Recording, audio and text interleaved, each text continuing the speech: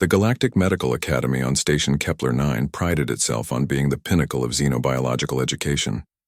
Students from 47 species gathered in its gleaming halls, learning the delicate art of preserving life across the galaxy's diverse biochemistries.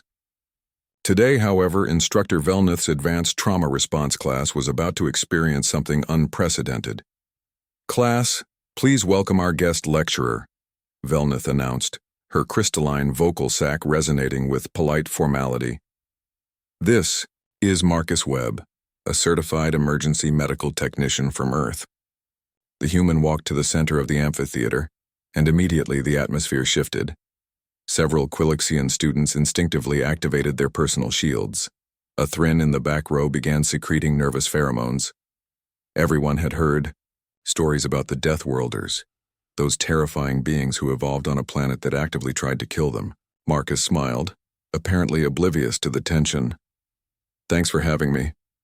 I understand you've been studying theoretical trauma response. Today, I'm going to show you how we do things back home."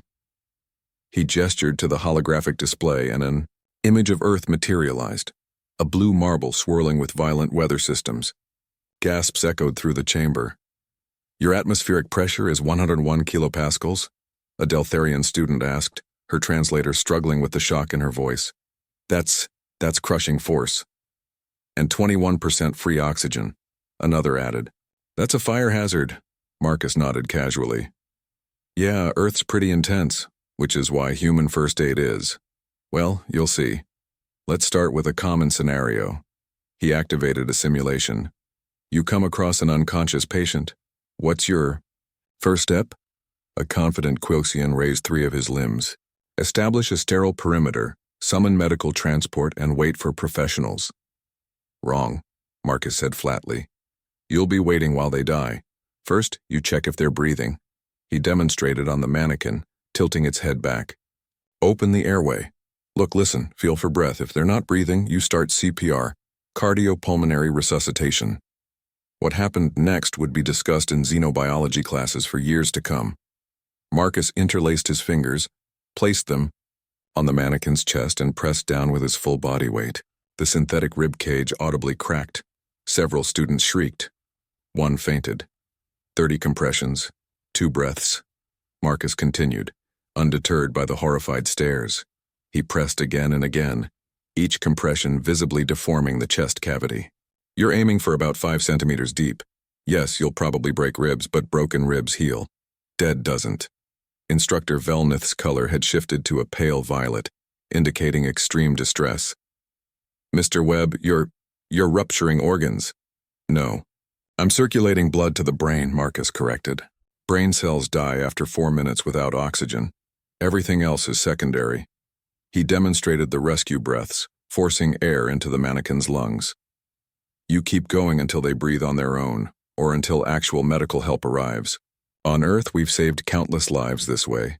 A Thrin student's translator voice quavered.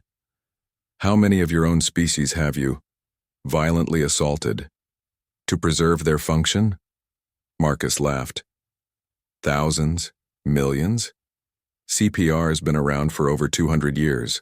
The class moved to the next scenario: severe bleeding. Marcus produced what he called a trauma kit, a compact bag that might as well have been labeled torture implements, given the students' reactions. For arterial bleeding, direct pressure isn't always enough. He pulled out a band of elastic material. "This is a tourniquet. You wrap it around the limb above the injury and tighten until the bleeding stops." He demonstrated on a simulated arm, cranking a small rod that tightened the band until the limb circulation was completely cut off. The holographic blood flow indicator went dark. "You're killing the limb," a Deltharian accused.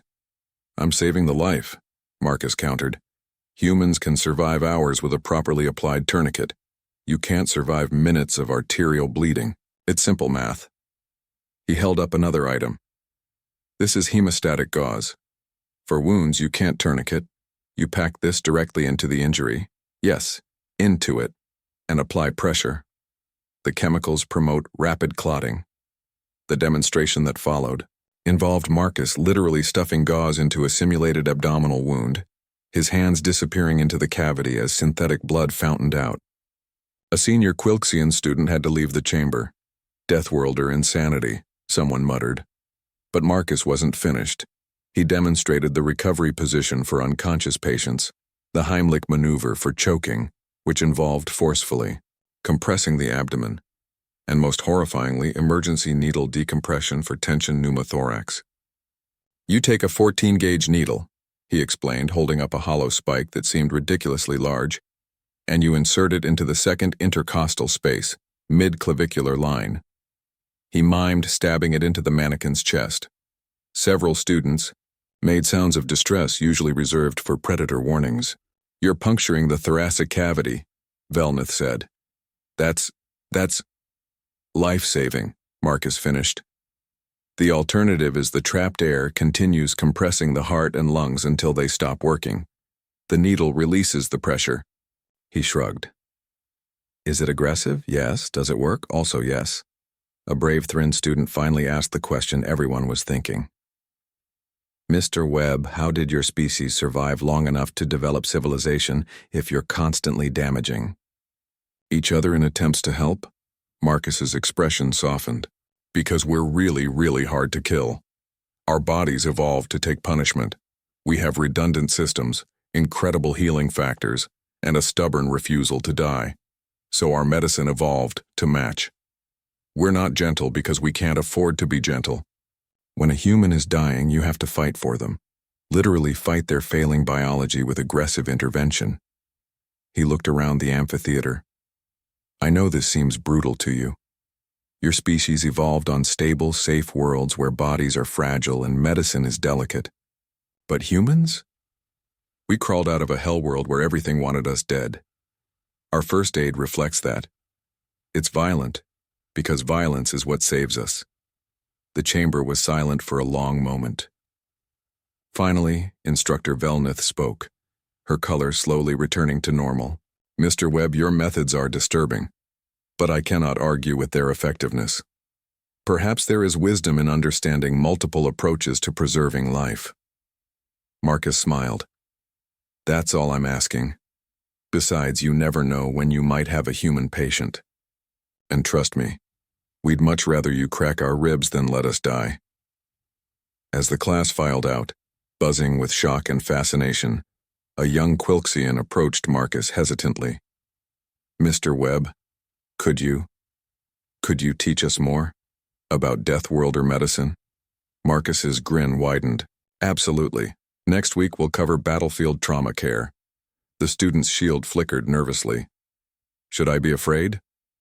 Probably, Marcus admitted cheerfully.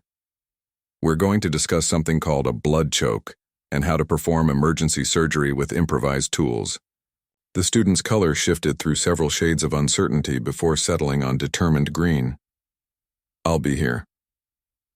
As Marcus packed up his demonstration equipment, he couldn't help but chuckle. The galaxy had a lot to learn about humans. And apparently humans had a lot to teach about the beautiful, terrible art of keeping someone alive against all odds, even if it meant breaking a few bones along the way.